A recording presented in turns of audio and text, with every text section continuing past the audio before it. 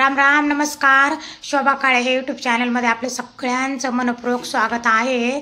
चला मी आज तुम्हाला दाखवणार आहे तुरीचं वरण कसं बनवायचं, लाल मिरची पावडरचं ते, आणि हे कुकरमधलं ते पण सांगते. आता मी याच्यात डाळ घेतली आहे, याच्यात हळद पण टाकली. आता याच्यात आपल्याला टाकायचे थोडंसं तेल टाकायचं.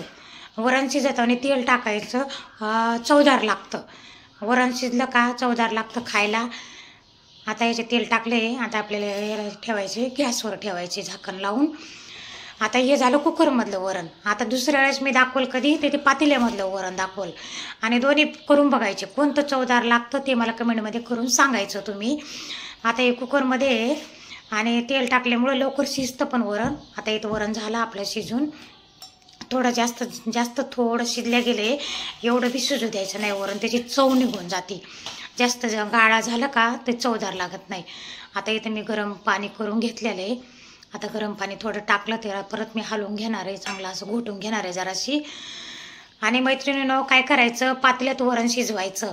स्टीलचं पातेलं असेल का, थोडा वेळ असेल का आपल्याकडं, तर अर्धा तास आधीच वरण टाकून द्यायचं गॅसवर. बारीक गॅस करून आपोआप वरण शिजतं, त्याला बघायची गरज पडत नाही, काही नाही. आणि लोखंडाच्या कढईतलं वरण फोडणी दिलेलं खायचं, इतकं छान लागतं. आता मी तर तसं सगळं लोखंडाच्या कढईतच करते. आता याच्यात तेल टाकले. लोखंडाची कढई वापरून बघा तुम्ही, लोखंडाच्या कढईमधलं सगळं. आता हे लसूण आणि कोथिंबीर मी नाही तर पेस्ट करून घेते याची. मी दोन्ही मिक्स करूनच कुटून घेत राहते खलबत्त्यामध्ये. तेल गरम झालं होतं. आता इथे जिरं मोहरी टाकलं मी. आधी मोहरी टाकली, नंतर जिरं टाकलं. आता याच्यात टाकली ती पेस्ट करून घेतलेली कोथिंबीरीची आणि लसणाची. असं वरण करून बघा तुम्ही. आता याच्यातनं आपल्याला टाकायची हिंग टाकलं. आता याच्यात टाकायची आपल्याला मिरची पावडर टाकायची आहे. आधी मिरची पावडर टाकून घेते, म्हणजे वरण न कधी पण खूप छान लागतं, चवदार लागतं. आता हे ह्याला एकदा हलवून घेते असं. आणि आता नंतर टमाटर सोडायचे आपल्याला. असं असं वरण करून बघा. आता हे मी तुम्हाला दाखवलेलं कुकरमधलं वरण. आता दुसऱ्या वेळेस दाखवलं मी तुम्हाला पातेल्यामधलं कसं वरण करतात ते दाखवणार आहे.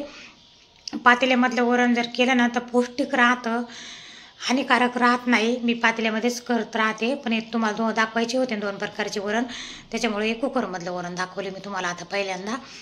आता आपण झालं ते आपली फोडणी देऊन झालं. आता आपण वरण ओतलं त्याच्यामध्ये असं. आणि जास्त ना तुरीची डाळ जी राहते ना तर जास्त गाळा नाही शिजवायची. लईच शिजली का त्याची चव निघून जाते आणि वरण चवदार लागत नाही. आता या तुरीच्या डाळी 2-3 प्रकारच्या राहतात. आमच्या दुकानामध्ये ना गावठी डाळच राहते. झालं. आता मी मीठ टाकलं. आता याला हलवून घेणार आणि थोडीशी उकळी फुटू द्यायची. याला काही जास्त उकळायचं नाही आहे, थोडं उकळणार. झालं बघा. आता आपलं इथं वरण तयार. असं वरण एकदा करून बघा, खा, मला कमेंट करा. वरणाची रेसिपी जर आवडली तर सबस्क्राईब करा, लाईक करा, शेअर करा. आता याच्यात थोडं मी मीठ टाकलं वरून आणि झालं वरण बघा. आता याच्यात मी ओतून घेतलं पातेल्यामध्ये.